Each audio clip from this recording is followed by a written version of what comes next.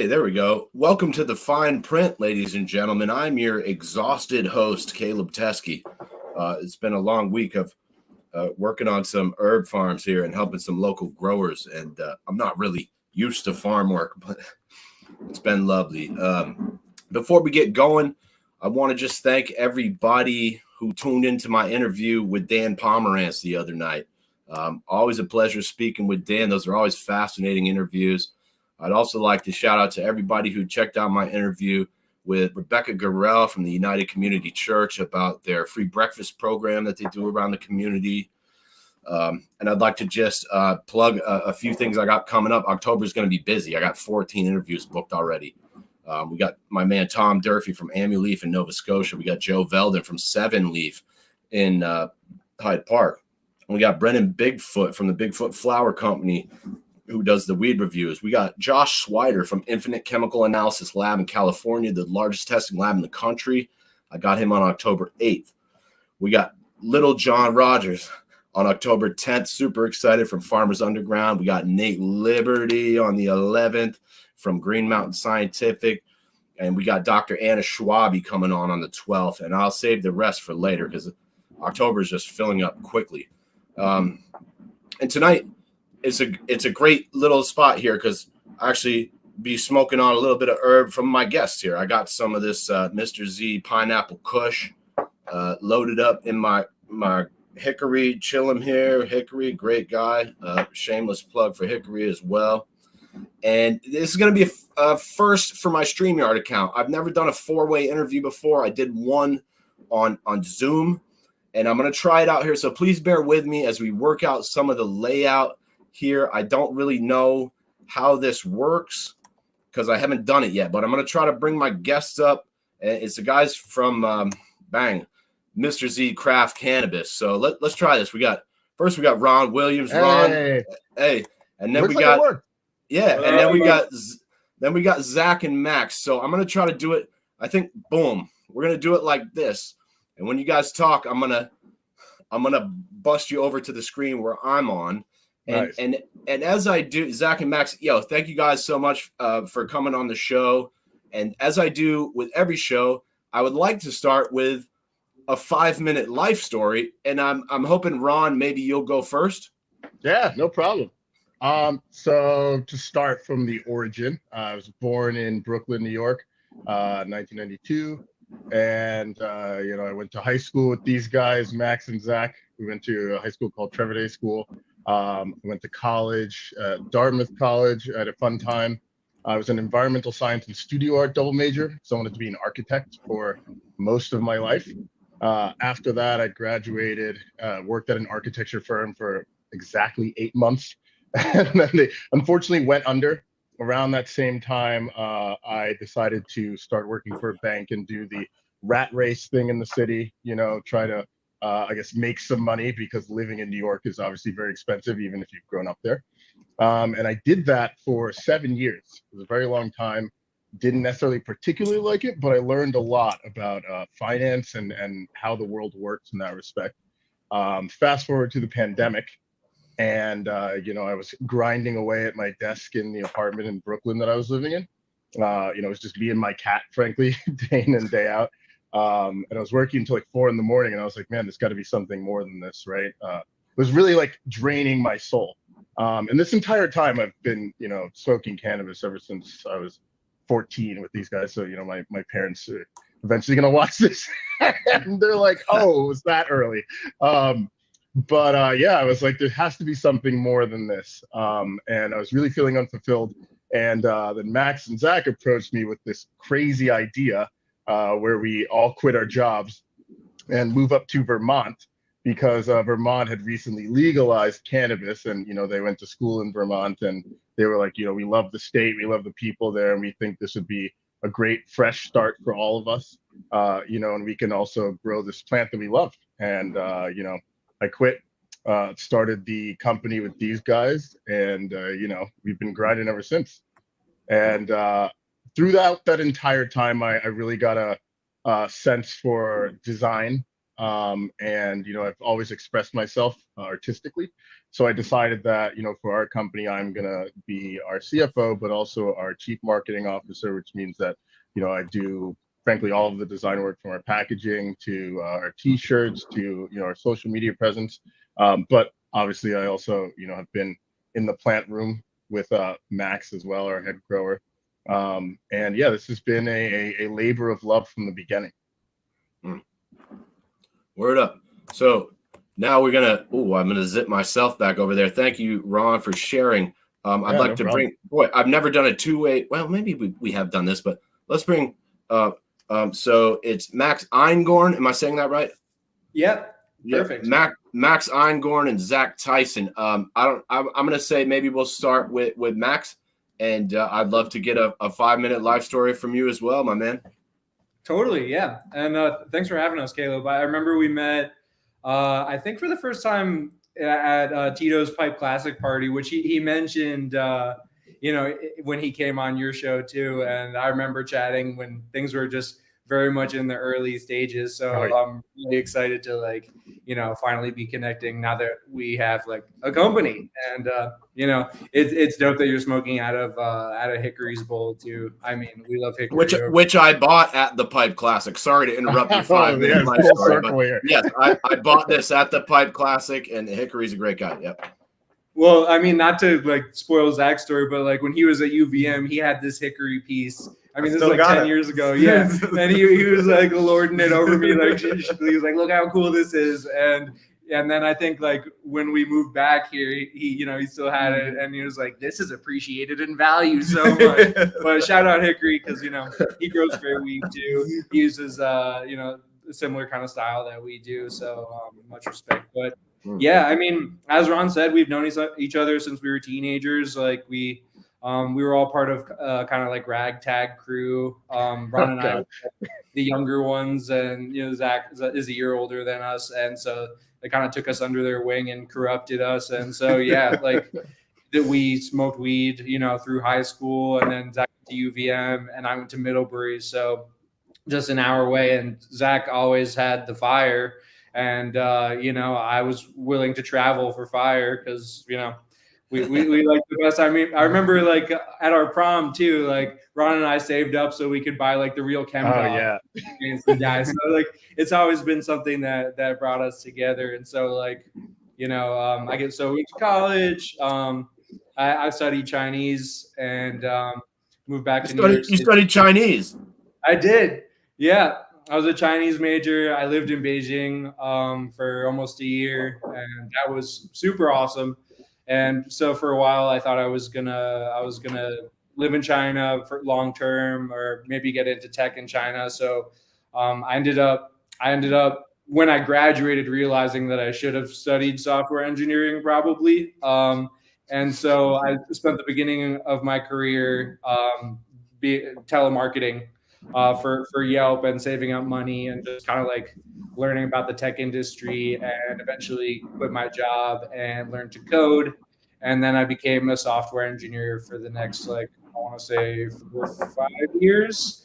And that was great. And, we were all living in Brooklyn, pretty close to each other, meeting up most nights a week, smoking, and kind of being old friends. And so then obviously the pandemic hit, and I was already working remotely. I was planning on traveling in the year of 2020, but what is it, the greatest joke from God is when you make plans or something like that. So the girl I was dating at the time, she was coming up in the summer to do an internship at the Supreme Court here, and was staying with a mutual friend. Shout out Melissa and Kian for hosting us. So originally I was gonna be up here for a couple of weeks as I kind of figured out a new game plan.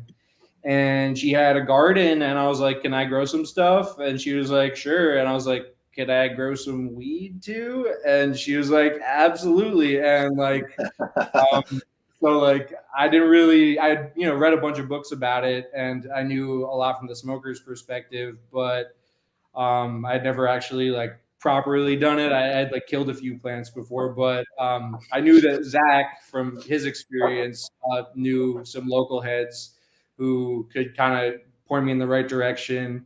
And so I reached out to him, and he connected me with Tim Fair, and he connected me with some great folks like Stephanie and Kendall over at White River Grow Pro. And so I got all set up for my first outdoor run, and just fell in love with it. And it was just really like, as Mel said, we were spiritually drained, kind of just like aimless and really disillusioned at, we had, achieved like financial independence and some level of career success, and just were like not fulfilled. And like, for me, just like growing the plant like was what did it for me. And I was like, this is what I want to spend my life doing. And so like, Zach and I were in contact the whole time, and I was kind of, like, what should we do? And he was like, well, cause he comes from the law side of things. He's like, well, it looks like the rec market is actually going to open up in Vermont now. So maybe we can start a small business. And so we were stoked, like, and kind of just made plans from there. And originally, I think we were planning on getting like an acre with our savings and like trying to do the outdoor thing.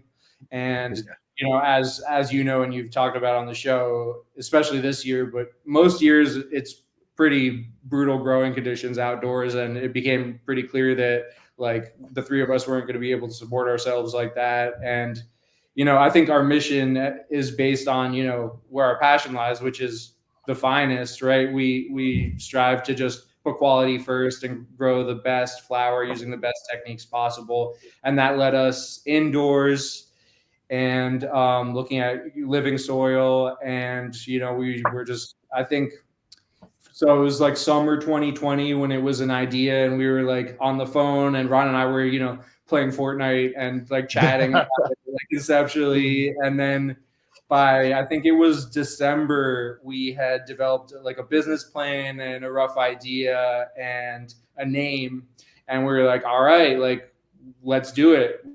And I mean, we could spend the whole podcast talking about our story from there, but it really spitballed. And so now we've got this amazing property in Middlebury that used to be a dog kennel, and I'm running right now. It's about 3,000 square foot grow, and it's the dream. It's awesome. So yeah, couldn't be happier to be here with these guys. And we are going to spend the whole podcast talking about it. That's what we do here. Yeah. Can you tell me real quick for everyone watching what licenses you guys have? Yeah, we have a tier 3 indoor. Cool. Cultivation only. Are you guys doing any type of manufacturing or any of that type of shit? Not yet. I mean, from what we learned up front, it became pretty clear that if we wanted to grow the best flower that we could, that we would, that was an endeavor in itself. And before getting into any of the other stuff, we wanted to make sure that we mastered our craft and were able to reliably put that out. So, I mean, not saying never, because we're certainly passionate about, edibles, hash. Like, I would love to do all that stuff in house, but I would say for now we're definitely focusing on refining our operation and expanding our list of cultivars and making sure that we're bringing top-notch flower time and time again to people in Vermont. Imagine that, doing one thing well before you try to do 6 things well. Well, it's so enticing with weed because you can do so many things with the plant. And like, I mean, from going to all these local events, I mean, we went to the CCB meetings in person pretty early on, and we were getting involved, with local growers in the community. I mean, one of my first mentors in the scene was BJ at One Love over in Stratford, and he showed me a thing or two. But like, it's such a useful plant, and you could spend all day making edibles from your trim, and you can make fibers from the hemp, and you could have a million different business types. So that genuinely are helpful to like society. So it's definitely enticing, but I think we're busy enough. I mean, you said you're exhausted from working on the farm all day. I can definitely relate to that. I'm not kidding either. And I've been working in bars for the last 10 years in a nice air conditioned environment, and then you throw me out in a field to do farm work. And I'm like, oh yeah. I get burned up I'm pretty pasty. I burn up pretty quick out there in the field. Yeah, dude. I mean, I wear SPF 70 most days in the grow room because I learned pretty quick if I didn't, I was getting some pretty nasty burns. Oh, even in an indoor grow, you're wearing sunscreen. Oh yeah, every day. I mean, we have. I think it's the highest intensity LED lights on the market that we're running. Don't jump the gun yet. We're gonna get there. Sorry. and I met those guys out in Vegas, but yeah. Before we get there, could we hear from Zach on a 5-minute life story? And here I got a different header for Zach Tyson, the co-founder and CEO here. Yeah. Yeah, no doubt. The broad strokes have already been gone over, but yeah, these are my two brothers. I've known them for longer than I care to admit. But yeah, they're the homies, day ones, grew up together. Then I went to UVM, had no clue what I wanted to be when I grow up. So I decided to be a social major. And then I kind of started to get an idea at my last year there. And my professor at the time, she steered me towards an internship at the public defender's office here in Burlington at Chittenden County Public Defenders. And that really exposed me to like the injustice with the criminal justice system, or the lack thereof of justice in it. And just the railroading that people, go in and day out that they receive from the state. And so from there, I decided to move back to the city. And I got a job as a senior paralegal working at a boutique firm called Hiller PC.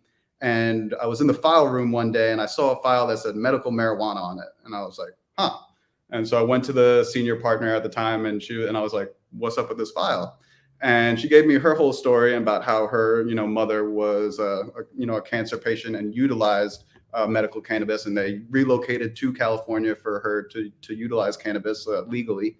And how she wanted to start a cannabis law practice at the firm. And I was like, that's awesome. Like, sign me up. So I kind of, hand in hand with her named Lauren Rudick, shout out to her law firm. She has her own firm now, Rudick Law Group. And so she really showed me the whole ropes, put me in a lot of rooms with a lot of influential people. And that was where I first heard the term, social equity. And the idea of equity in the cannabis space. Don't jump the gun on that one either.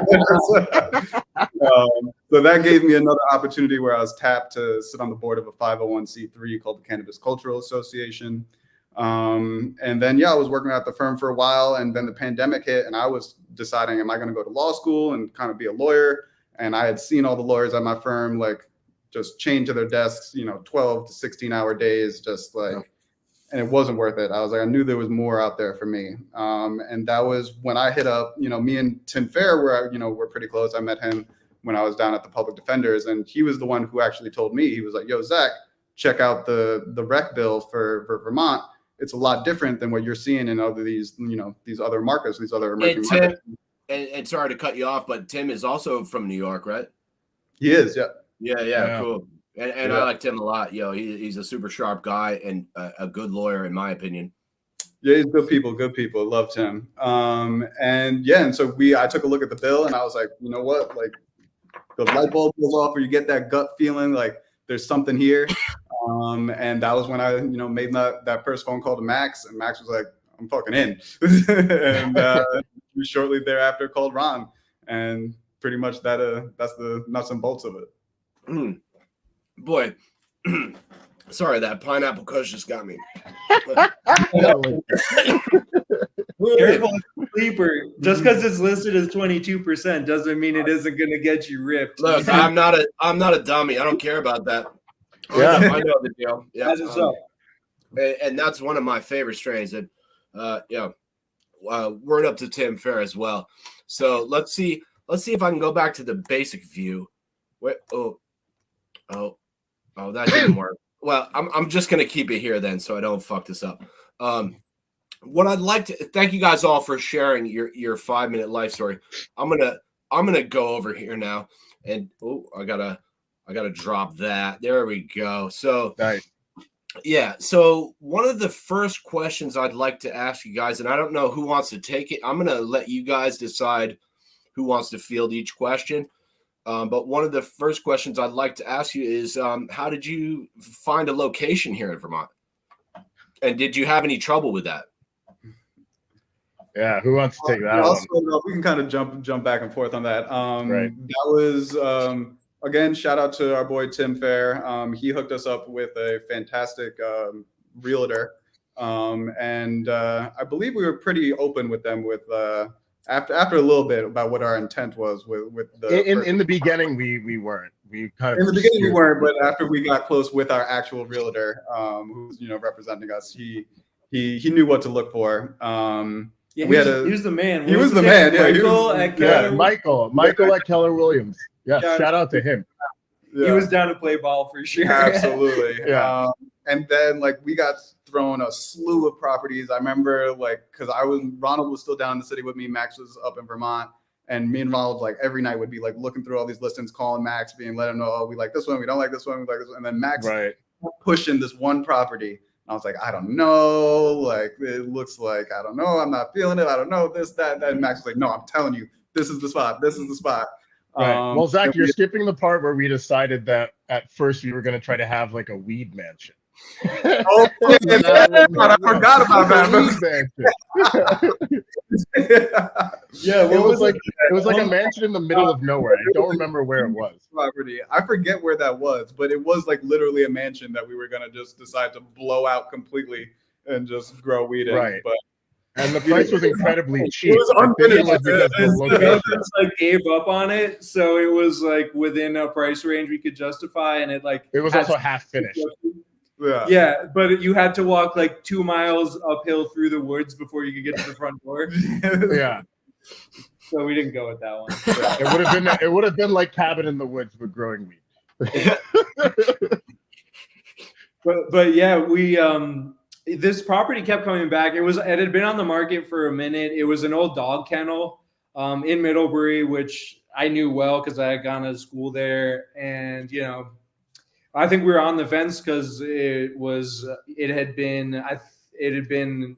closed up shop for a few months, so we weren't sure about how the infrastructure was going to be. But that was actually the most challenging thing. Well, there were a lot of challenging things about it because it was in the phase of the frenzy buying of Vermont property, for people who were leaving the cities because of COVID. So there were very few things out there. Things were getting pretty expensive. And ultimately, the plots with nothing on it, because originally we were just going to use our own savings, which was not very much to fund everything, and we just any parcel that we found just didn't have the infrastructure, or we wouldn't have been able to affordably build the infrastructure on it. So that's what was cool about the dog kennel is most things, it was kind of just an empty frame that we could use, and it had a house on the property as well, and the three of us had nowhere to live, so it was convenient that we could then live on the property as we gut renovated this dog kennel and turned it into what it is today, with much help from Jake over at Net Zero Design, who deserves a massive shout out. None of this would have been possible. I mean, what's his name? Could you say his name again? Jake Vizzi at Net Zero, and so he's a lighting specialist, and he's from Vermont originally. And I mean, anyone, especially who got involved with us in the early days, is kind of it's are you guys serious? Are you guys really gonna do this? And so he was down with the vision, and he had a history with cannabis as well, so he really stepped up and helped us, because I had never lived in a house before. I lived in the city my whole life. So all three of us were totally fish out of water, just learning how to live in a house, learning how to live down a dirt road, and deal with a water heater or oil. So Jake was, fortunately for us, candid enough to be you guys are stupid. You got to do this, this, and that. And he's super passionate about what he does, and he was the one who guided us towards the Foes A3 Eyes as well. And we also had JP too to help with the electrical work, and Ryder, who works for them. Yeah, just a really great team of people. Yo, so Fose, this is I mean, since you mentioned it twice, I might as well ask you now. This is a lighting company, right? And I believe I met them out in Vegas at MJ BizCon when I was out there last. PHOZE or something like that. FOHSE.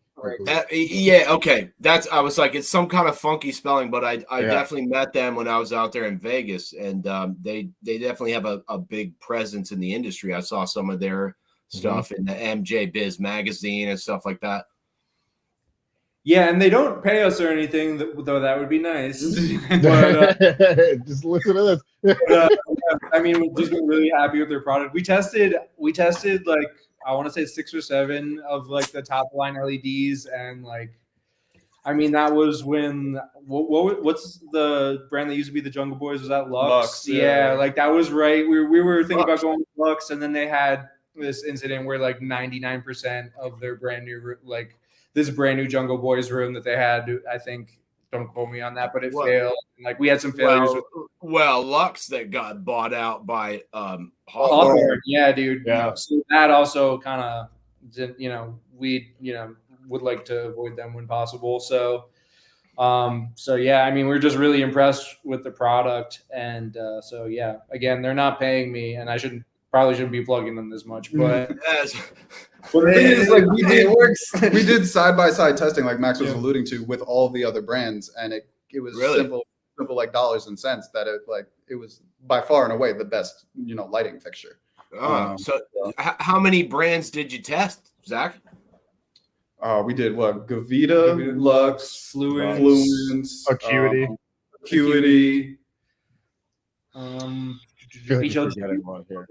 Yeah. And then I think so.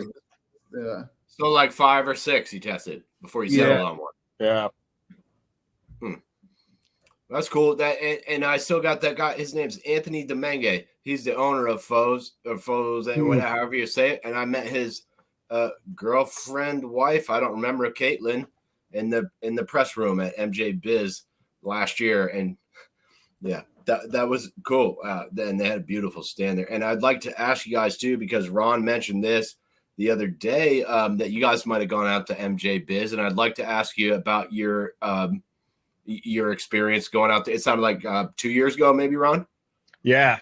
We went 2 years ago. It was a lot of fun. We went with some of our very close friends and family who have, also helped us get to this point. And we were like kids in a candy store the first night. We went to, what is it, Max? Planet 13. Yep. Yeah, I think it's the world's largest dispensary or something. It's like 24 hours. We were there. Yeah, that place is dangerous. They have cabs running around the city where they'll bring you straight to the dispensary. Yep. Yeah, I mean, it was a lot of fun. It was a tremendous opportunity to be there. Definitely met a lot of interesting people. It was also very interesting to be in like a pseudo business setting, getting invited to all these parties where everyone is smoking weed all the time, and you get to like the 5th party that you're invited to, and like you have to kind of be like on, right, to like meet people and make connections, but you're also stoned off your ass. like I can last through this party. But like, oh yeah, we're going to another party. So it was a lot of fun. It was a great learning experience in multiple ways.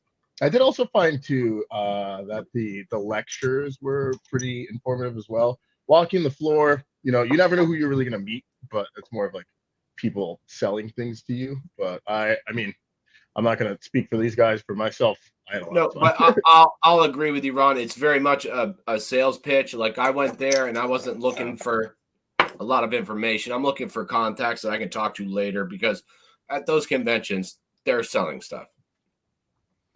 They're selling their brand, they're selling their products, and it's not really the greatest place to like meet people and have like a deep conversation.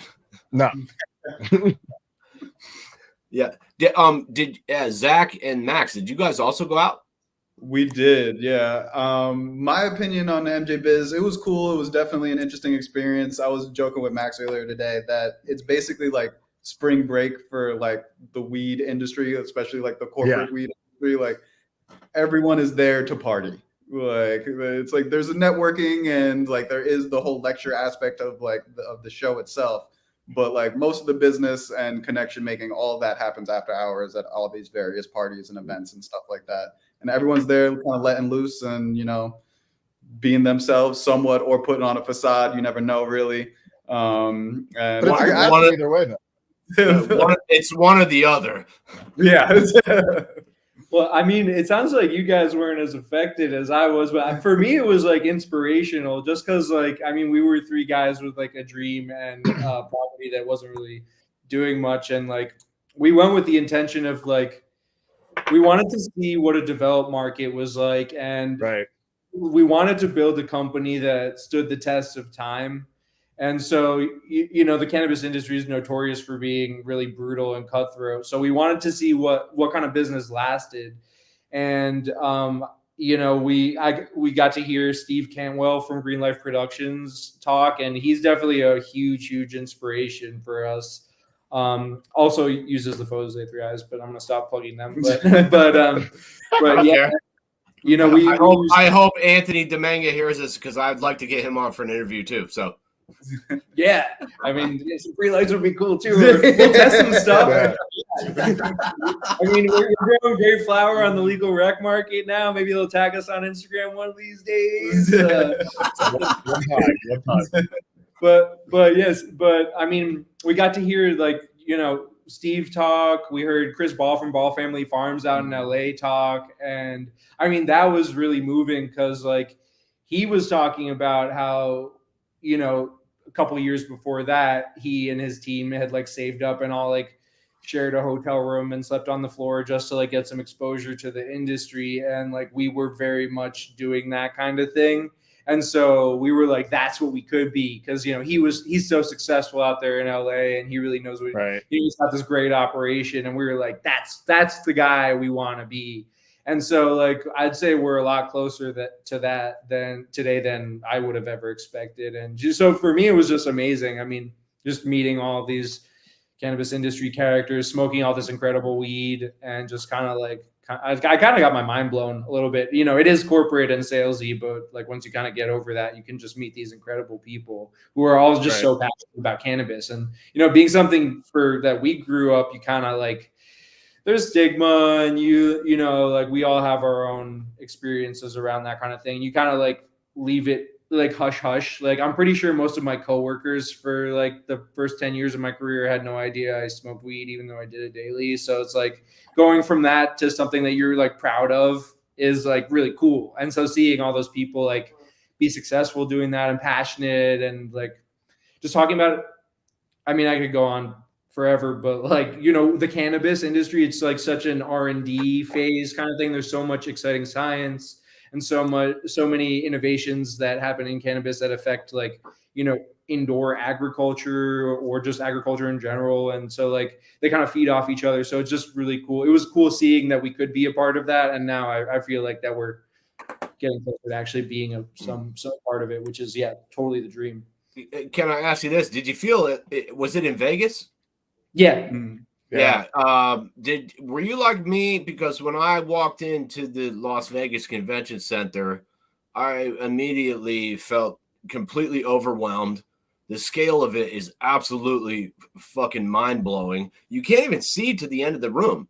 They have the whole floor plan, but if you go into that room, it's like a hall of mirrors. It just looks like it's infinite. And to me, that was, and I'd like to shout out to Tim Fair as well, because Tim helped me check into the media.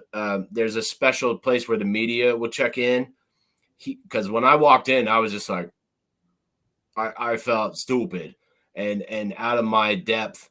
And Tim helped me find the media check-in table and get me pointed at least in the right direction. Because there's so many. I've been to the Headies in Vermont and NECAN in Vermont where there was maybe 1,000 people. You go out there, there's 30. I think there was 30,000 people or so, and it was it was overwhelming when I walked in there, and I really, it felt like I was having a mini panic attack. Totally. I think like we use it as an opportunity to like go and grab swag because everyone had a bunch of free stuff. But there were like specific vendors that we wanted to go and talk to because we were thinking about using their products. And actually, one of them we beelined one day to Blue Mat, which we're not using currently, but it's a really cool product. Just it's like an automated irrigation system that doesn't use any electricity. And we met Matt LaPlante, who it was, kind of like a kismet type of meeting. He's Smoke Ranch Redemption. Smoke Ranch. He's been on the show. Yeah. Exactly. Huge shout out to him. And so he was like, I'm moving to Vermont. And I was like, oh, we're in Vermont. And like became fast friends. And so that was really cool meeting him. And like, again, years go by and now he's got this great cultivation company and, we're doing our thing. And like, we were just two random people who had both like just bought properties in Vermont and we're like just hanging out in Vegas and happened to meet each other. And like, right. That's awesome. I would say that was a cool thing about MJ's kind of general too, though. There were a lot of businesses that were like very corporate, but there were also a lot that were started by like people who loved cannabis and had an idea, and they happened to get successful in whatever legal rec market they had. So yeah, I mean, it was inspiring in that sense too. Yeah, and despite all of my complaints about these sort of corporate events, here would put me. I also met a lot of people out there that I thought were just killer, and a number of them have been on my show now. And if you pick through the weeds, you can find some good ones. There was a lot of bullshit out there, a lot of financial services and payment company, and that stuff doesn't really interest me. I was looking for weed growers and hash makers and shit like that. Let's move it along here. I want to ask you guys about I wanted to get into your cultivation techniques. I was hoping you could talk about how you guys are growing your herb, and you've already mentioned what kind of lights you're running, but I'm curious about how you set up your cultivation facility. I don't know who wants to take that. I think you got the man right here. So I'm the head grower, so that's my domain. I mean, I can't believe we've gotten this far into the podcast without mentioning Tito Byrne, was just on the show. It was a great episode as well. The OG of OGs. And Michaela as well. I can't believe we talked about our story without mentioning them. Honestly, I was building to that. You guys gotta we haven't gotten to that part yet. I gotta build the tension. Yeah. Yeah, I mean, it's crazy because so much has happened in the past few years. It's hard to like remember all the details. Like, if anyone wants to write a movie or a Netflix special or something, might want to hit us up. We got lots of material. Yes, but so I mean, I think what you linked up with Tito like a decade ago. Just to like rehash my little 5 minute about me. I met Tito through kind of happenstance at the end of my college career. One of my best friends was actually working at the Byrne Gallery, and the Byrne Gallery is a very close knit family. They kind of accepted me at that time, brought me in. That's how I got to know Tito and Michaela very well, and Sarah May and Dr. Whitestone and the whole crew there. And kept in touch with everyone over the years. Big fan of the Pipe Classic. And when we were coming up here to do this, Tito was kind of one of the first people I reached out to, and he has been our Obi-Wan ever since, is how we refer to him. Damn. Yeah. Oh, hey, that's a hell of a description there. Yeah. And I did want to mention Tito, but I was hoping if I asked about some of these questions, you guys would bring it up first. And I'm glad you did, because in my opinion, Tito's a legend. His friends that make glass, coming to that Pipe Classic was really an eye-opener for me, because and I've told Tito this, the first time I walked into his shop, I was like, this is some overpriced bougie shit. And then after that, and when I met some of his friends, I was like, whoa, yeah, I take that back. Yeah. Hey, we've got a couple comments here. This is from Damien DeForge at Legacy Craft Cannabis. He said, yo, hey, thanks for watching, Damien. Damien. Yo, what's up, Damien? How you doing? He grows some killer flower too. This is Tara Evelyn from Evelyn. I'm not sure how you say that, from Fat Nugs Magazine. She said, "What up? Can you? Hey, can you ask how old they are? How old are they?" I'm 32. And Ron and I are 31. Yes. I'm 31 years old. There you go. Hey, thanks for watching, Tara. Yeah, Tara's good shit. And also Dustin Hawksworth down there at Fat Nugs Magazine. Thank you so much for tuning in, Tara. Thank you. I wanted to ask you guys also about because I see here on the jar it says no-till living soil. I wanted to ask y'all about that because that's something that not a lot of people are doing indoors, and I'd like to know if there's a specific reason maybe why you chose to go that route and how it's working out for you. Totally. And so, yeah, we kind of got sidetracked, I guess, a little bit. But so that's why I brought up Tito, because, I mean, when I started growing, I was like, I'm going to do it all organic, went and bought a bunch of stuff at the store and, had no idea what I was doing. I kind of grew some okay stuff and killed a lot of plants too. But it was when we finally linked up with Tito and he agreed to kind of, I mean, he consults with us, but, I would call it like that Obi-Wan type of relationship. To us, right. He's like him and Michaela are the OG of the OGs. They're the grandmaster teachers. So like, I mean, I would say for me personally, it's the biggest honor in my life to like be studying under them. But they were the ones who agreed to teach us this like no-till technique. Mm-hmm. And as he said on his episode, it's like a little bit of a misnomer. Because you do amend in the top of the soil, you can like disturb it. But basically what it is you get these soil beds that they're these big fabric beds and you fill them with soil.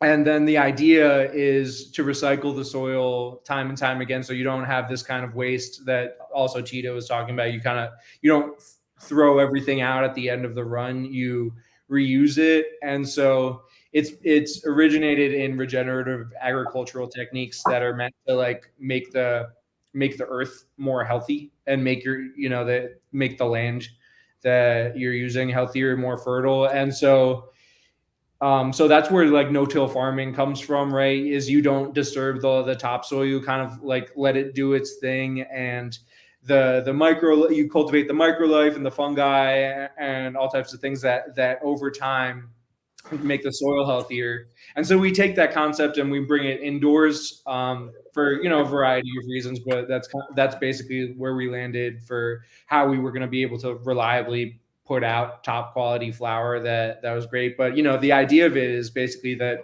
as time goes on and you get more cycles in, the soil gets healthier and healthier. It's something that's truly unique. It's like a terroir in wine. Like that in France, you have these appellations, right? Where like only a specific type of grape is grown in a very specific type of soil that's, in that region. And so that kind of idea is applied to cannabis too. And, I invite anyone who's curious to like, right now we're running the cultivars that Tito and Michaela have been preserving for, in some cases, decades. And if you smoke them side by side, it's really crazy. They're different. They're the same genetics, but there are some subtle variations, which you can see on the test results or like just in the experience, which is really, really cool. So Tito hooked you guys up with genetics. Yep. Mm-hmm. Wow. That's that's a fucking mighty kind. Because I'll tell you, this pineapple kush, I went to the Headies last year. Tito handed me this tiny little pre-roll. It was like 2 inches long and half of it was filter. And I almost laughed at him when he pulled it out. I was like, because everyone was giving me these giant joints dipped in keef and all the shit. I almost laughed at him. I got that shit barely lit before I had to put it out. It was amazing. I took a hit and a half maybe. And I'm telling you, that pineapple kush is some of the finest herb I've ever smoked. And you guys are doing a great job with it, in my opinion. Thank you so much. Thank you. That really means a lot. Yeah. Where were we at? We got the genetics. We got the yeah. So and that's cool. Like, there's not a lot of people doing living soil indoors. I see a lot of guys doing that outdoors, and that's cool. And I want to read a couple comments here. This is also from Tara. Thank you for asking. It's something us women always get asked, and I'm curious to ask, and I appreciate it. They got that no-till living soil. Yep. Terra, super cool.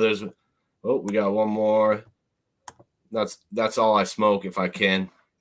Same. And I like that. Yeah. I like that. And this is Damien again, who's saying maybe this is connected in ways to the Korean natural farming as well. Definitely. I mean, we don't currently use any like ferments or anything like that, like in KNF, but it's something that I've read about and is like super cool. I mean, I would love to be able to take, like leaves from the plants and ferment them into something that we can apply to the soil and make it healthier. And I know there are people out there who do that, which is super awesome. So it's something that we definitely are interested. But it's all connected. I mean, it's all connected in farming practices that are designed to kind of leave the earth off better than you left it. Well, I think it's also about sustainability, which is one of our core values. Like, oh shit!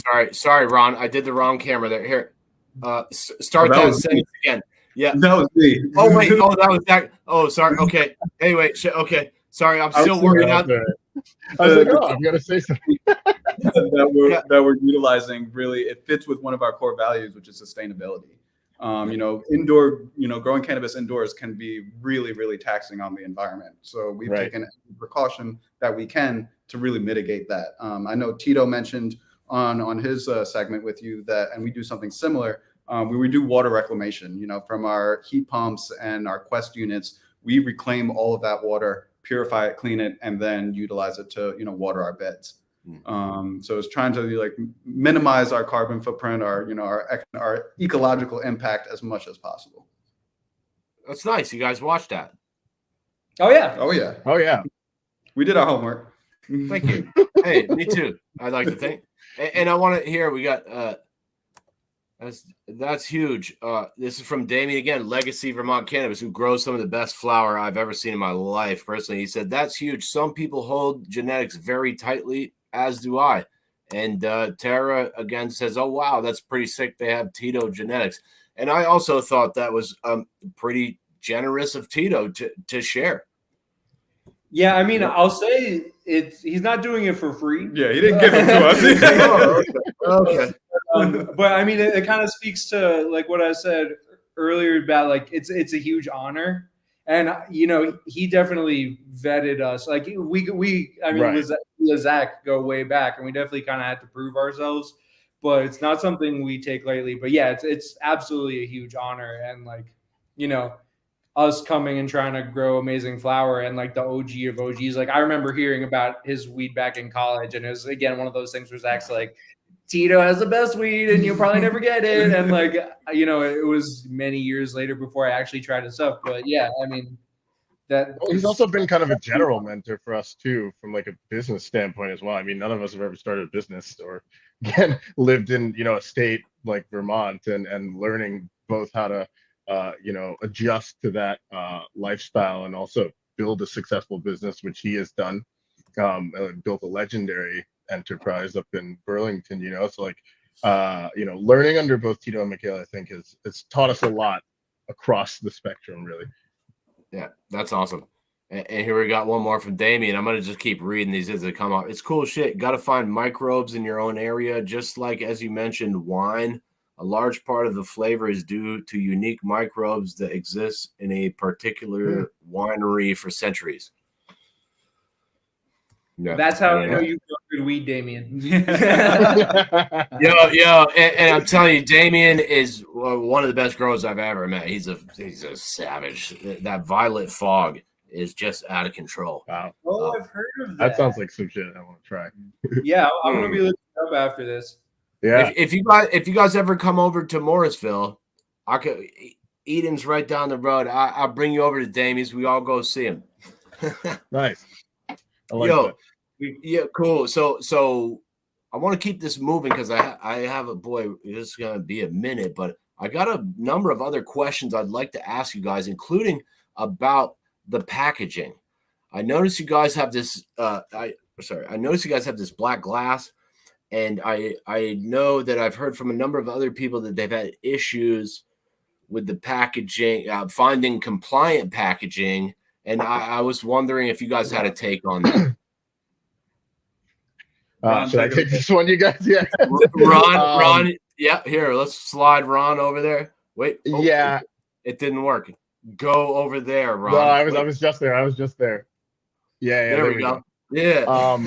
So it was very difficult, I will say, to from a sourcing standpoint, find packaging that was going to be compliant with Vermont's laws, which I want to say I appreciate that the CCB is really trying to observe certain elements of sustainability by like enforcing that, you can only use certain types of materials and trying to reduce as much plastic on the market as possible.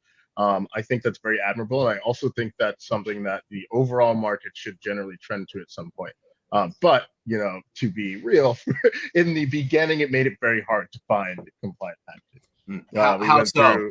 Yeah. Well, because most of these companies are making packaging for, larger developed markets, right? Like California and Oregon and such, where like, I can't speak to exactly what their laws look like, but you're able to have like Mylar bags of cannabis at any sort of grade. It doesn't really matter. You're able to also have all these tops that are made of various types of plastic. I think they probably refined it since, but even in like Vegas, for example, right? Like a lot of the joint tubes are plastic and such. So they're making them for those markets, I think, in bulk at least. And to try to source like compliant packaging here was fairly difficult. Though the CCB did help out by providing like a list of companies that we could go to, and that's how we found Humidity, where we get our jars. But yeah, it took a little bit of time there. I think, Max, if you want to talk about why we use those jars. I was going to say you got the Humidico jars, but I feel like they've been having problems with their lids. Unfortunately, the lids are not able to be used for cannabis flower at the moment. It's they are ocean reclaimed plastic, but like I said, the state is trying their best, it seems, to move the general industry towards products that aren't plastic or plastic inclusive. So. You said they can't be used. You said they can't be. Sorry to cut you off. You said they can't be used for flour. Can they be used for edibles? Yes, they can. What's the reason for that? Do you know? I don't know. Zach, do you guys know? No, I don't believe there was one that was provided. But I was going to say, Caleb, I heard something very similar about those humidity lids as well, that they don't do as good of a job in kind of keeping that seal and freshness in. But that's not from experience. That's kind of something I've heard from other users, Right. And I think the tops do our metal tops do a great job of that, I would say. Yeah. Yeah. And I noticed you guys got these nice tight screw on lids. And I feel like, and you mentioned this the other day when we talked, Ron, that the black glass sort of protects the flower from light. Yes, yeah. Well, that's what I was gonna kick off to Max. If you want to like talk about like. Okay, let's slap that back over there. Bang. Yeah, you're getting good with the sliding back and forth. Hey, it's I'm a quick learner. Right on. But yeah, because basically light will degrade the quality of flour over time. You can kind of see it if you leave like a clear jar in the sun, it'll brown out. So. Like our mission is to bring people the best possible flour, and so much happens in post-production. If you can grow the dankest dank, but if you don't do a good job drying and curing and just protecting the nug, it'll turn to mids really quick. And so like that being our mission to like get actually the best possible flour to the consumer, that was the light was definitely a consideration. And so it was kind of like two birds with one stone, because it's something that's functional and is also, it looks really slick too. So, that's kind of, I think our style in general is like, we'll go in with something with intention that's that's focused around the product itself and wanting to showcase the flower and kind of make it work stylistically from there, which, I could kick that back to Ron too. And I want to, before we do that, can I read a couple comments? Because this is from Damien again. Please. He said, I appreciate it. Fuck yeah. I'm big on sampling the real ones. Oh, yeah. I definitely need to try that yellow cab, which I just actually packed another bowl of. And that shit, that should put me down last night. I actually like the pineapple kush a little more, even though it's a lower THC percentage. That flavor profile is fucking right up my alley. He also said, Damien also said, truth, you need a Bovita inside. And I feel like he's referring to maybe those humidico lids. Oh, so the Bovitas are like these little humidity packs that you can put in your flower that keeps it moist. And we were originally going to go with those, but we ended up not, because we heard, and we also kind of experienced this ourselves, where it will degrade the terpene quality. And I don't know if maybe that's changed. This was like a year ago when we were testing them. But we opted not to, especially because our flower moves really quick. Like it doesn't stay on shelves for very long. So like long-term preservation was definitely not, which is dope. But so it's just flying. Yeah. You guys, your sales going good.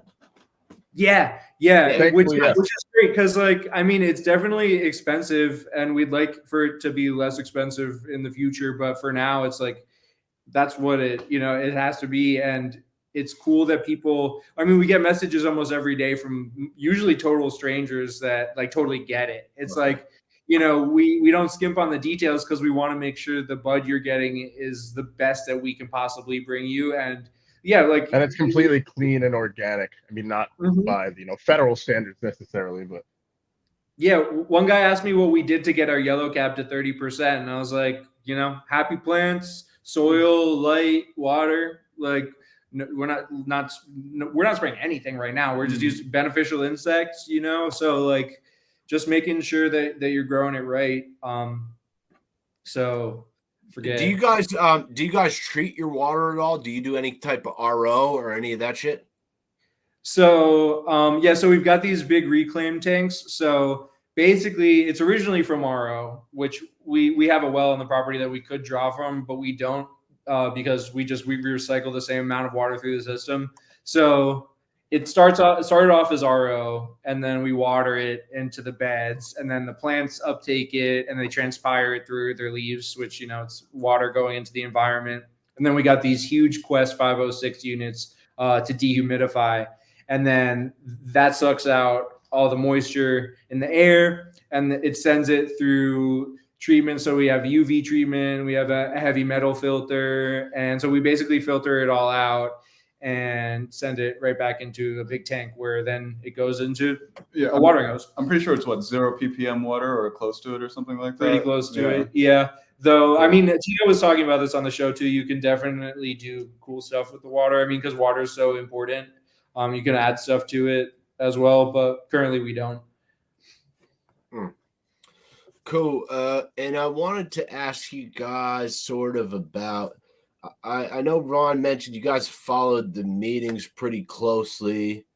I'm curious sort of how the application process went for you, if there was any hiccups with that sort of stuff, or did you hire a lawyer to help you? Did you guys do that all yourself? Zach, I say that's in your wheelhouse. Sure, I'll start off on that. So we were hawks on the CCB, on their meetings. Like that was, we paid attention, we took notes, we made sure that physically went there. Physically went there. We really wanted. We took this very seriously. That was you guys attended the meetings in person. Oh yeah. Yeah. And so from there, we were trying to make sure we knew exactly, what to do, make sure that we could, handle our application and all of that. We did retain a lawyer to help us with our application, but it was no discredit to them, but we did a lot of the work. It wasn't like, here, fill this out for us. It was like, here, help us with this. Like, this is what we're trying to say. This is what we're doing. And it was a collaborative effort with our attorney. Was it Tim? It was not Tim. It was It was Dave Silverman. We wanted to kind of use a local lawyer at the time, because at the same time, or just prior to that, we were also dealing with the town of Middlebury and getting proper zoning permits. And so we wanted to lean on a local lawyer to help us with that. Word up. And then throughout the licensure prospect, it was really the biggest loop that was thrown for us was kind of the changing of the rules every so often, with not a lot of heads up to the applicants. Specifically, the one thing that kind of really threw us for a loop was getting the final certificate of occupancy, because they had changed it a little bit before we had gotten our license, where you didn't need the final certificate of occupancy before you got the license, because they were like really wanted to get people licensed and get them out there. And they seemingly changed it right when our application was being reviewed. And they were like, oh yeah, and last step, you need to like have all these inspections. And we were like, what? Yeah, and if I can just say this too, Zach, sorry to jump in, just, I think what made that so difficult too, and I would imagine other growers have had an experience like this, like, we're not wealthy, we didn't take like any private equity or hedge fund money or anything like that, we had to take out like massive bank loans, right? Start our company. And then so it's like, okay, this is the final step for you to get a license, and then you can start growing the weed, and then you can start making your business into a functioning business while also paying off the massive loans that you have, so that you can actually operate, right, and get employees and grow and be a successful business. And to have that like last thing kind of inputted, I understand, I guess, why. From an overall process perspective, I think that made it very difficult to, get off the ground smoothly. And I imagine there were a number of other cultivators who had a similar experience to that. Yeah, you imagine correctly. But I do want to say, I do know that I want to note that like the CCB is very has been transparent with. I know they're trying the hardest. I know they're understaffed. I know they're underfunded. And they have they've put forth a Herculean effort to really kind of put this industry on the map here in Vermont. So definitely kudos to them, and everybody can get better. This was everyone's first time doing this. There was no like long-standing regulators from the cannabis industry they brought in. It was all kind of pretty much like local heads who are doing this. So I tip my hat to them for all the work that they're doing and continue to do. Totally. I mean, and I think that it's a good point, because like it was an epic undertaking where we were totally going hungry and living in like really messed up conditions and working really hard, eating ramen of any malice all the time. I think maybe because we had a lawyer, or because we had like a very in-depth business plan, like they maybe got the perception that we had a bunch of money and could because we were early on, right? Like we got approved for social equity very early, months and months before we got our license. So like when we were finishing our facility, they were finishing the rules, and like all these state regulators and like everyone was kind of getting involved. And I think people were doing their best because they wanted it to be really safe.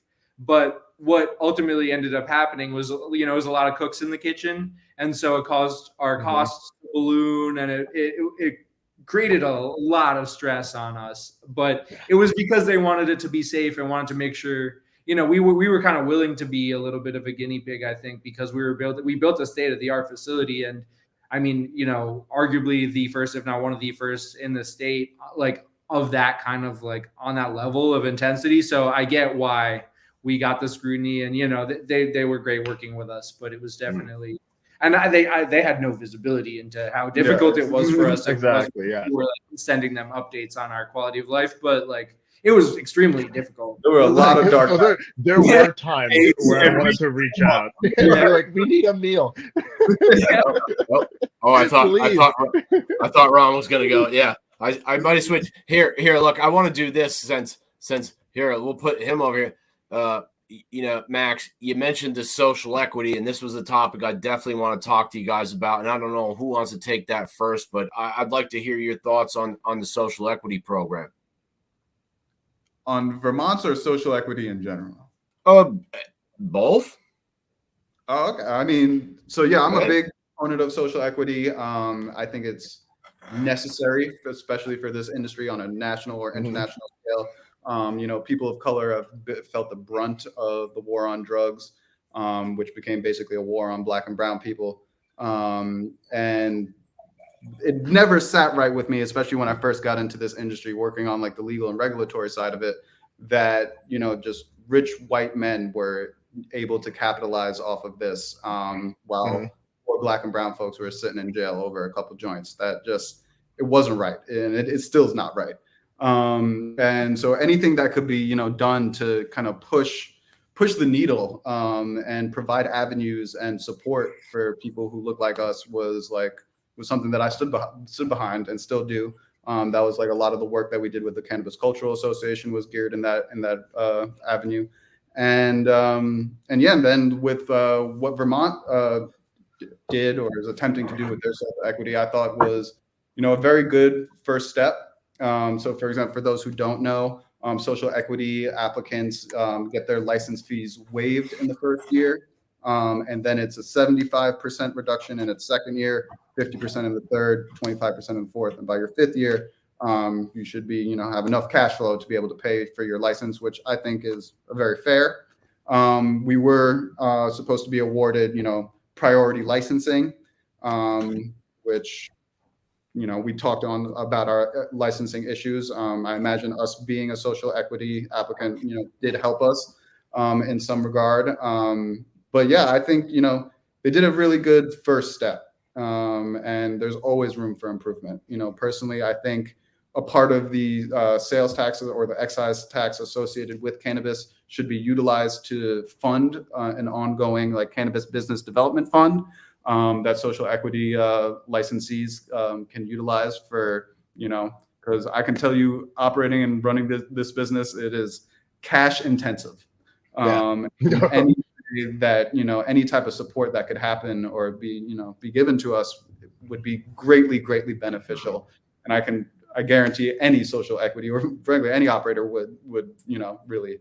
And meanwhile, a lot of that money is going to the Department of Health. Up to $10 million a year out of the excise tax. I did not know that. Wow. Yeah, we can talk about it later, but I'll give you all the details on that for sure. That's a longer story, but yes. And meanwhile, the social equity fund, as I know it, part of that was supposed to be funded by the MSOs that own the medical dispensaries in the first 6-month head start, which never happened. And they were supposed to donate 3% of their gross revenue to the social equity fund. To my knowledge, that never happened. Yeah, as far as I know. What's true was that there was the fund was, I believe it had about $500,000 in funding, and they utilized about $150,000 of that to bring in an outside consultant. Rhodes Consulting to meet with social equity applicants and provide them services like technical services or financial services or any type of help in those arenas. And what they did make available was a $5,000 grant to one-time $5,000 grant to social equity. Right, and the deal was, right, you meet with them once, you have like a half-hour phone call, and you get $5,000 or something. Indeed, and you have to take that $5,000 as a person. You cannot take that as a company. So you have to then claim that on your taxes as well. Yeah, it doesn't really make sense. Did you guys? Basically, Ronald for that, and Ronald, unfortunately, is the one who took that. That is on my tax record. The IRS is aware of this. So you guys met with them? Yes. Do you feel? How do you feel about how that went? It was, the thought was great. We didn't utilize any of their services. I felt like from our background and the connections we had, like there wasn't really much help that they could provide for us. And that's not to say that they maybe couldn't help somebody else, but we were really students of this industry, and really, not only through studying the industry but also the connections we had, like really kept it all in house as much as we could. Yeah, I mean, I think I could also say this too, and drawing a little bit from like my finance background here, right? Like, this is a up and coming market, right? There's first to market advantage is a lot of what is going to determine companies that survive, besides like product quality, SOPs, and processes and such. And for me, at least, it felt like the idea and sentiment totally there, but the timing at which they came in to try to talk to us and provide some sort of guidance was like, by that point, there were a number of other companies already on the market, right? And like, we're talking about, like Zach mentioned, an industry where, the Black and brown people who have been most affected by the war on drugs should be the ones who are at the very least seeing some sort of advantage, the greatest one being first to market advantage. It I think made it and would make it a little hard to take advantage of that, or at least benefit from that, if you're giving them information, or calling them to do that like after the market is already open, which is, I think, one thing. And then the other thing too, and I appreciate any amount of money that organization is willing to give to social equity, because like, money's money at the end of the day. But like, I think everyone in this call could say here $5,000 for a cannabis grow, especially one that is producing like a quality product. That is not only quality from an experience of like, oh, I got high, but also quality where it's not making people sick, right? And it's actually helping medical patients in the way that it should. That's not really going to, it's like a drop in the bucket. It's not really going to do. That's like a half a month's electric bill or something. Literally. So it did kind of feel like, look, this is the best that we can do. But I think that the timing could have been better. And I personally would like to see some of these MSO retailers, actually chip into this fund, because, we were in a unique position, right? We had our professional backgrounds and, some of the people that we've met along the way who were able to help us from a professional standpoint. Like, what about all the other, BIPOC cannabis companies that don't have access to those resources, especially in a state that purports to actually care about that, right? And $5,000 and late advice is, it can only do but so much. And here is a fun fact: one of the guys who works for that consulting firm who helped found it used to work for the CIA. Really? I remember you reporting on that. It's crazy, dude. There is actually one state group that did help us out a lot and continues to, that I want to give a massive shout out to, which is Efficiency Vermont. Big, they were huge. They were huge. We went with the LEDs, and we cool with heat pumps, and so we went with as much like that. We spent dollar money on the most efficient, like high quality equipment that we could possibly find, and they rewarded that. And they work with us to make sure that we're running as efficiently as possible. Some of those the rebate programs or something. Yeah, exactly. And we received a substantial amount via rebates, which was, it really made a massive difference, especially at that time in our business. Right. So, like, nothing but the best things to say. If you have a cannabis business and you're not engaging with Efficiency Vermont, you're missing out. At least if you're indoor. I mean, they also genuinely seem to be interested in it as well. Yeah, they're great people in general. Like, they're there to like help you. And it's not just like a check mark and we're done kind of here. It's like, if we were having some problems in the beginning, that they were right there on the scene to like help us figure out. They literally came on site and they called us to make sure everything was good. Yeah, they came out to see you guys. Oh yeah. Multiple times they installed some monitoring equipment that helps us make sure that we're running things efficiently, and they're going to work with us. I think for years, probably forever, just because the best way to grow weed for the planet is outdoors. 100% for sure. But I mean, we are not able to produce as high quality flower by far outdoors as we are indoors. Maybe there are some super OGs out there who can do that, and all the most respect to those guys, because that is hard work. But for us, to get that top quality flower, we had to go indoors. So it was really important to all of us. I mean, you've heard Bill, Zach, and Ron speak about the environment in their past, and something that we care so much about. And we're using regenerative agriculture techniques. Right. Are we, healing the earth actively with that soil right now? No, but we've got all sorts of ideas. But I mean, it's such a wasteful industry in general. And so anything you can do to make your grow run more efficient is going to have. But even the best outdoor growers I know, who I would say are world-class outdoor growers, are still struggling this year. The weather has just been crazy, and You know, you can never. Well, I don't want to say you can never account for that, because you should account for it, because we live in a crazy sort of climate here. But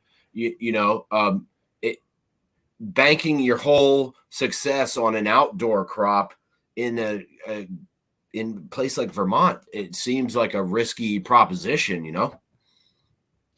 Totally. Which is, well, I have the most respect for people who do that, because like when we started like playing out the scenarios, it became pretty clear that we would probably fail if we had done that. But so it's a ballsy move. I mean, I think there was definitely a lot of botrytis on my first outdoor crop. And my plants, I grew a couple like small plants for fun outdoors this year. They're all dead. None of them made it very far into flower. Like it's been a crazy year. I mean, it's affected our indoor infrastructure. Like we've had a hard time growing indoors as a result of some of the crazy stuff that's gone down. So I mean, it's going to be an interesting year. Anyone who can get outdoor flower on the market right now, after this season, like they can grow some weed. Yeah, probably a fucking hero. For you.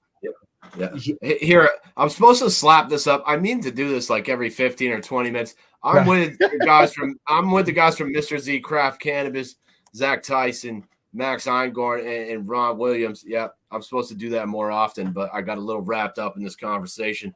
There's a couple more. I got a few more questions, and some of them were about. I want to ask you guys about testing and product registration, and I'd like to know how that's gone for you. Well, I'll start. Got quiet there. Testing is going well. It is, I will say, incredibly expensive. That's what I was going to say. We utilize via diagnostics, and it, the most expensive test is, one of the required ones, which I'm very grateful is required. Not grateful that it's so expensive, but is the pesticide and pathogen testing. Those tests cost way more than the rest of the tests. So we do all the mandatory testings, and we also do terpene testing as well. BIA has done a very good job so far with turning around our test results in a rather timely manner. And so I've had nothing but pleasurable experiences with BIA. And product registration, I listened to your interview with Dan Pomerantz, and he made an interesting point as well, that like it's on the face of it, like it kind of seems like a money grab by the state a little bit. That like $50 per pop like we had to register our pineapple kush, our Gorilla Glue, our yellow cab all separately, even though they're all in the exact same packaging. And then for our future products down the line, we're going to have to continue to do that. So it's definitely, I think their heart is in the right place with doing this, with kind of making sure everything is like the way it should be and to the letter of the law, but the execution hasn't been that great. Have you had any troubles with the website, like uploading? I know one lady told me. Absolutely, yeah. And what type of problems? Would you mind listing some of them? Yeah, I mean, mostly it was just, and I'm not the software engineer, so I'm probably not going to use like the right terms, but I would say more like back end problems, like that the website wasn't, or the portal wasn't really set up ready to like accept certain types of documents, or things like that. And it doesn't seem the most user friendly.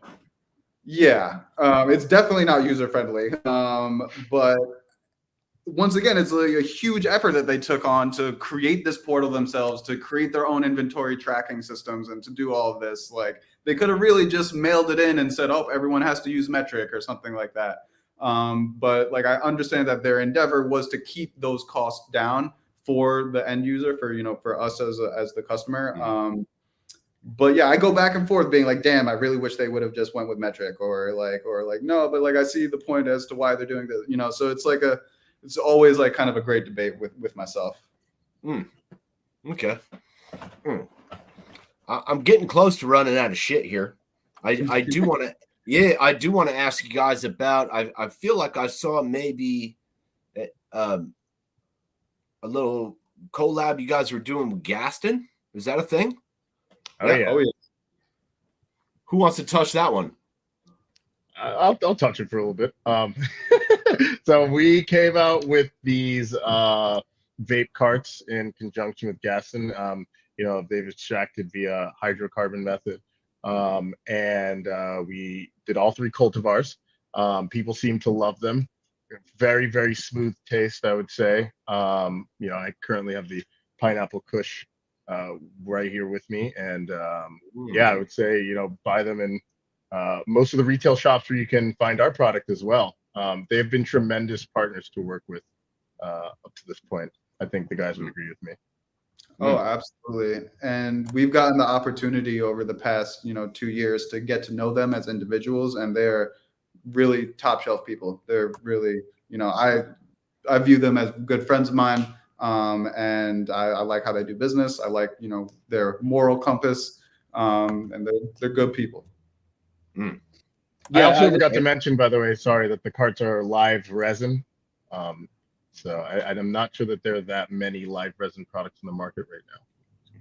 Yeah, we use fresh frozen flower. That was just what I was going to add, and that's one thing. I mean, yeah, a huge shout out to the Gaston folks for working with us on it, because they really executed too, and they definitely share our passion for top shelf cannabis, and they're just like really people. But it was really cool to be able to take some of that harvest and fresh freeze it and have them it into just an amazing cart that were all that was an accident. Yeah, sorry. Well, that's cool. Hey. I thought that was on purpose. Why don't you? I was queuing that up for in a couple of minutes here for another shameless plug, and I accidentally clicked, and so it's still a learning process for me too. I get a little jumpy sometimes. Right. I think it's also important to mention too, specifically with Gaston, that very early on in us starting this business, they were like, "Oh, you guys seem cool. Like, we love to work with you guys. When you have your operation up and running and you guys are growing some good flower, let's do something together." So they were definitely, from an industry presence and friendship standpoint, we're there very early on for us. And I'm really hoping to get in touch with it. Well, I've been in touch, and they said after they open, I could get them on for an interview. I've talked to Ebo a couple of times, and that's kind of Vermont royalty right there in a sense. And I'm really psyched. Their facility looks like it's going to be beautiful. Yeah, it looks really nice.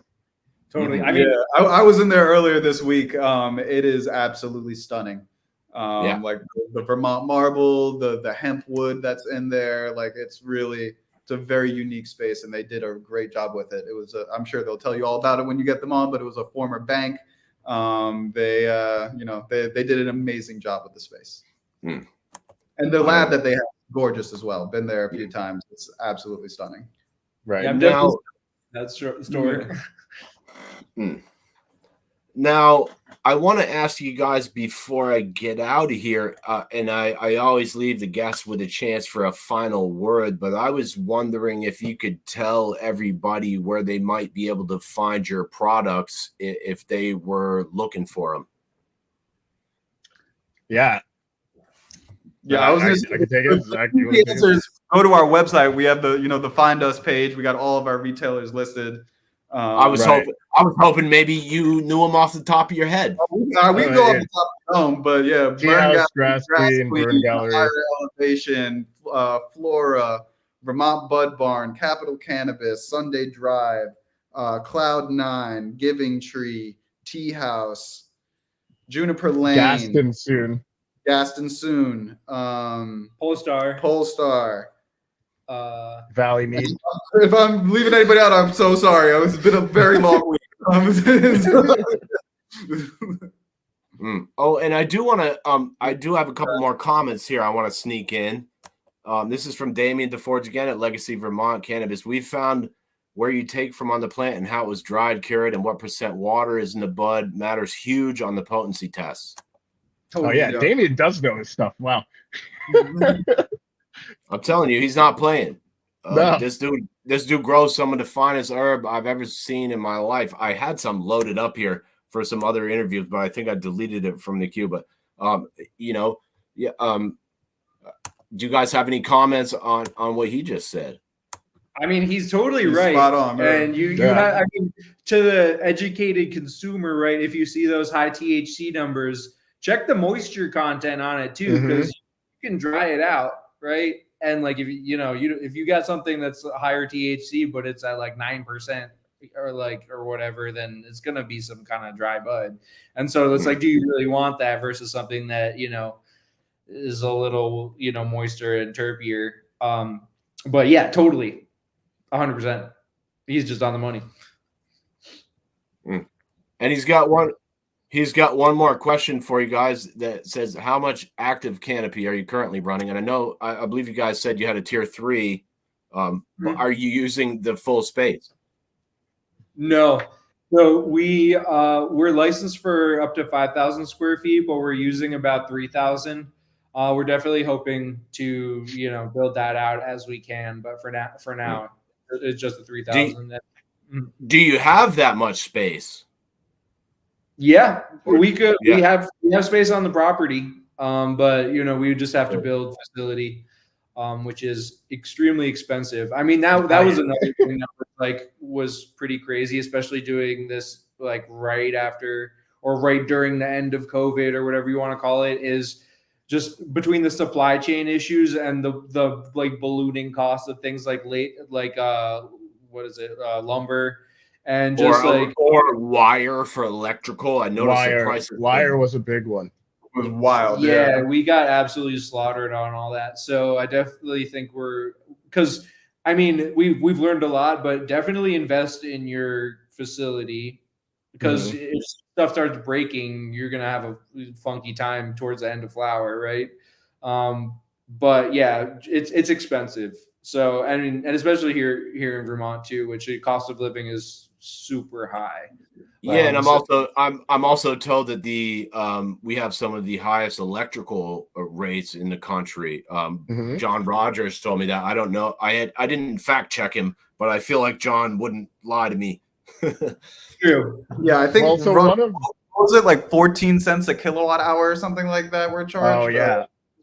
So I did this analysis with the way that we run our facility right now. I think it was 17 cents, but historically it's 19 for the average. And I'm not an electrician or a scientist or anything like that. But when I assessed it a few years ago, I believe it was 19 cents per kilowatt hour. I do want to shout out Tito again, though. One of the non-grow related things that he taught us was, try to, as much as you can, learn about electricity and plumbing, which are, for us, like city kids moved out to Vermont.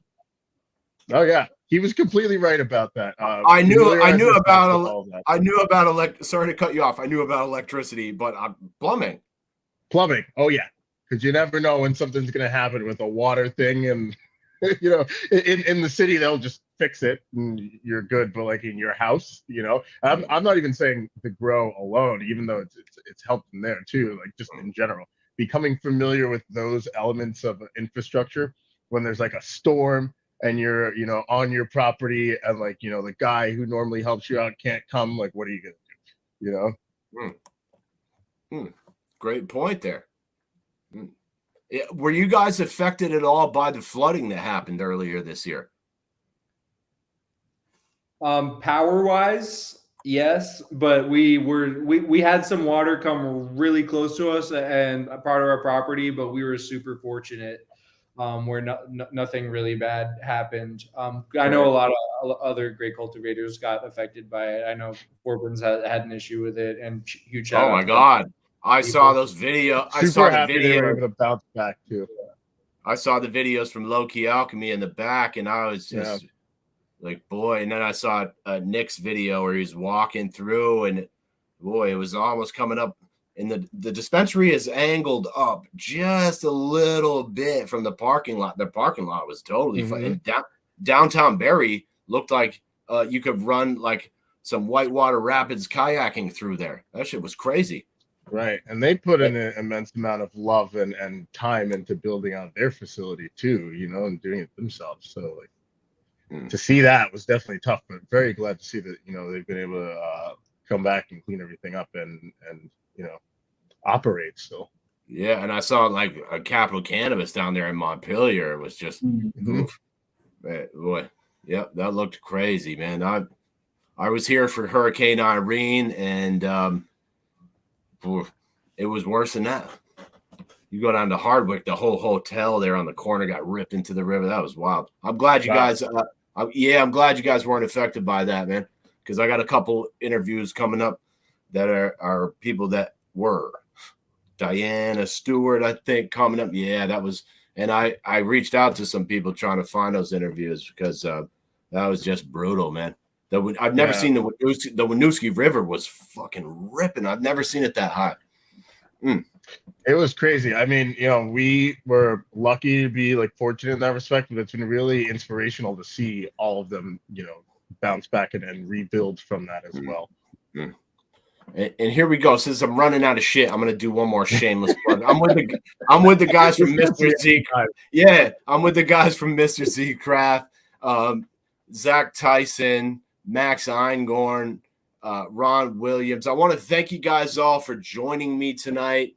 I am out of shit, and it's this time of the night where I always leave the last word for my guests. So if there's anything we missed that you guys really want to touch on, or any shameless plugs or shout outs that you want to give, it's Mr. Z's. It's been a pleasure speaking with you guys. Thank you so much for joining me tonight. I really appreciate it.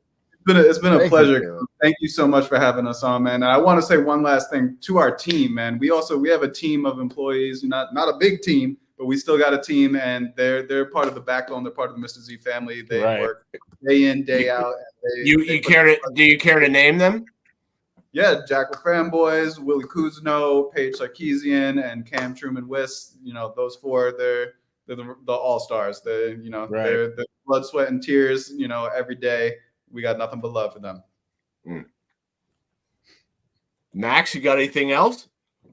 How can I follow that up? I mean, it's true. I mean, what brought us together is like the love of the plant, and it's amazing working with such great people as well who are, we're all singularly focused on this mission, and we're working with Tito and Michaela.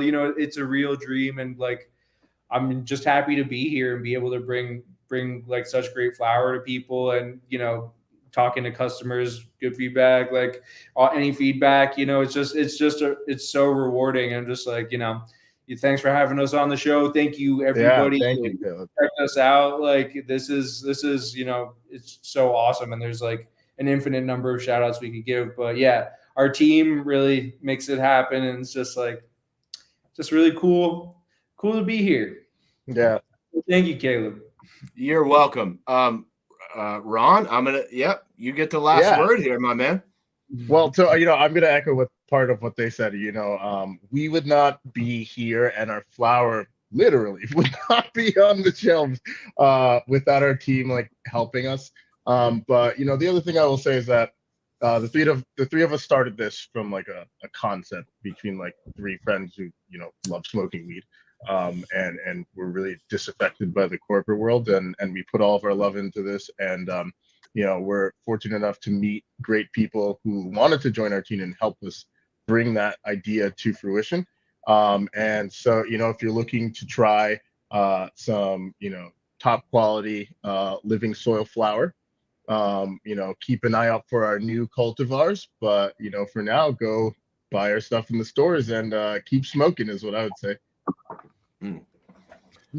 Well, yeah. Gentlemen, thank you so much for joining me. Zach Tyson, Max Eingorn, Ron Williams, Mr. Z Craft. I'm your host, Caleb Teskey, reminding you that the devil is in the details, and the details are in the fine print.